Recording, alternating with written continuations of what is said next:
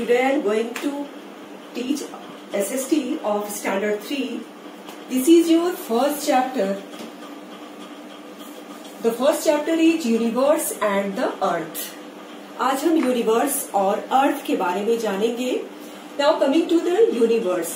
The universe consists of millions of stars and the heavenly bodies. हमारा universe क्या है? हमारा यूनिवर्स बहुत सारे स्टार्स और हेवनली बॉडीज से मिलकर बना हुआ है. Now coming to the galaxy. A galaxy is a group of millions of stars all together that are formed by several gases. Galaxy millions of stars से मिलकर बना हुआ है जो कि बहुत सारे गैसेस से फॉर्म हुआ है. Now coming to the atmosphere. Atmosphere, our planet Earth is surrounded by gases that is called atmosphere. Atmosphere means वायुमंडल. हमारा अर्थ जो है बहुत सारे गैसेस से घिरा हुआ है जिसको हम लोग क्या कहते हैं? Atmosphere. Now coming to the celestial bodies. Celestial bodies also known as heavenly bodies. Celestial bodies को हम लोग हेवनली बॉडीज भी कहते हैं. They include our earth and all the planets. ये हमारा अर्थ और बहुत सारे प्लैनेट से मिलकर बना हुआ है जिसको हम लोग क्या कहते हैं children? Celestial bodies. Now coming to the stars. Stars are huge balls of hot burning gases. Stars क्या है चिल्ड्रन? ये हमारा गैस का बहुत बड़ा गोला है और ये इसका अपना हीट एंड लाइट है. The sun is also a star. और सन ये एक स्टार है.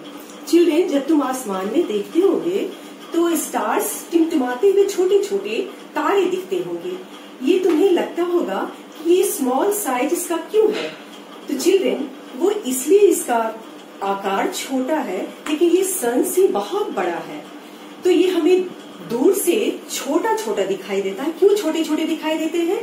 क्योंकि ये अर्थ से बहुत दूर है. Now coming to the constellation.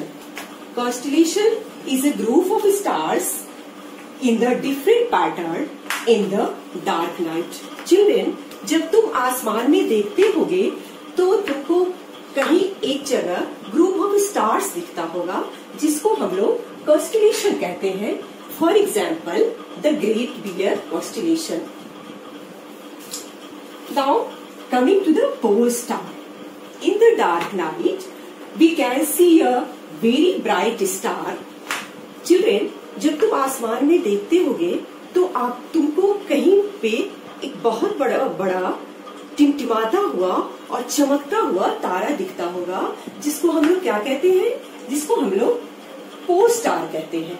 Pole star जिसको हम लोग ध्रुव तारा भी कहते हैं. This is pole star. Now coming to the sun and the solar system. The sun, the planets, their satellite and asteroids all together form the solar system. The sun, the planets. अब हम सबसे पहले satellite के बारे में जानेंगे. जैसे the sun के चारों ओर प्लैनेट्स घूमता है और प्लैनेट्स के चारों ओर सैटेलाइट घूमता है. आसमान में बहुत सारे डस्ट पार्टिकल्स और स्टोन होते हैं जिसको हम लोग क्या कहते हैं? Asteroids. All together form the solar system.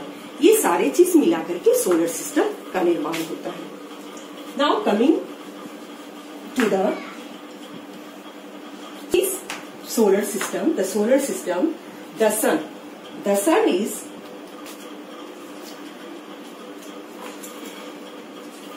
Now coming to the solar system.